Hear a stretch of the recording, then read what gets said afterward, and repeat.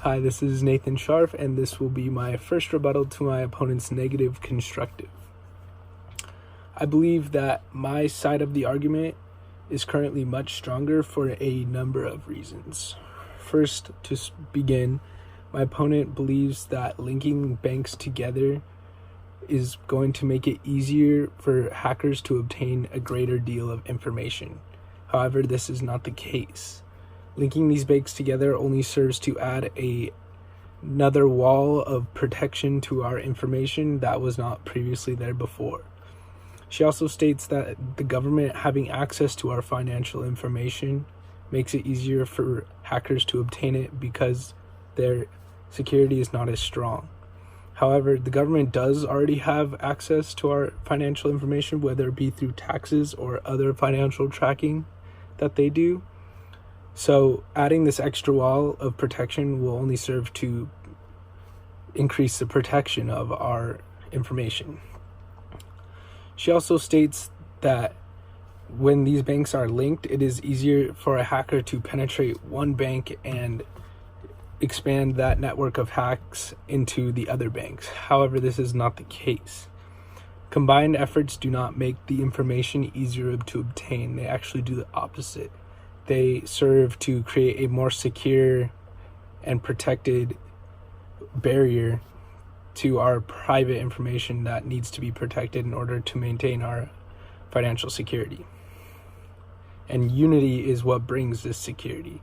The unity Project Indigo forms creates an impenetrable barrier between hackers and our sensitive information.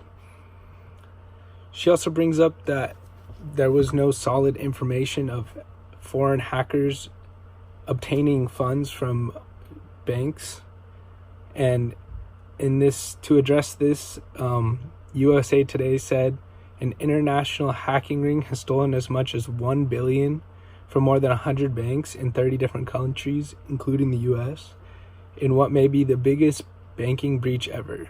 So in our current society today, we are in a very technologically advanced, the most that we've ever seen in our human history. And to protect this, we need to form this unity to protect our information.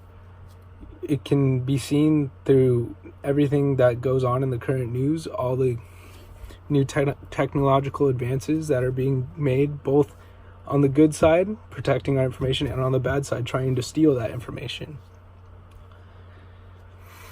Her counter-argument does not address the advantage of implementing similar functions of Project Indigo in foreign countries. We will not employ these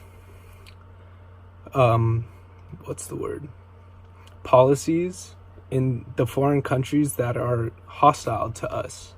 She says that we will employ this policy in those foreign countries and they will gain access to our network of protection, but this is obviously not the case. We aim to stop these opposing countries, so we would not share that information with them. She does mention that a lot of our information is already online, and which is true, and that just means that it needs to be better protected. These foreign threats will not be allowed access to this information that is already online if we are able to create a network of protection around it.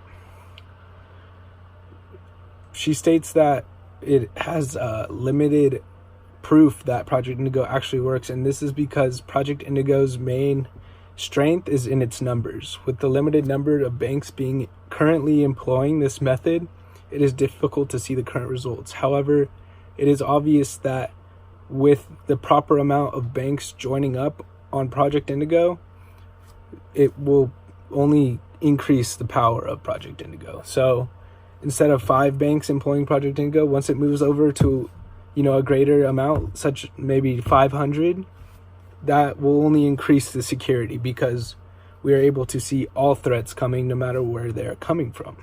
And also, once we have our policy down of Project Indigo, we will be able to employ it or share the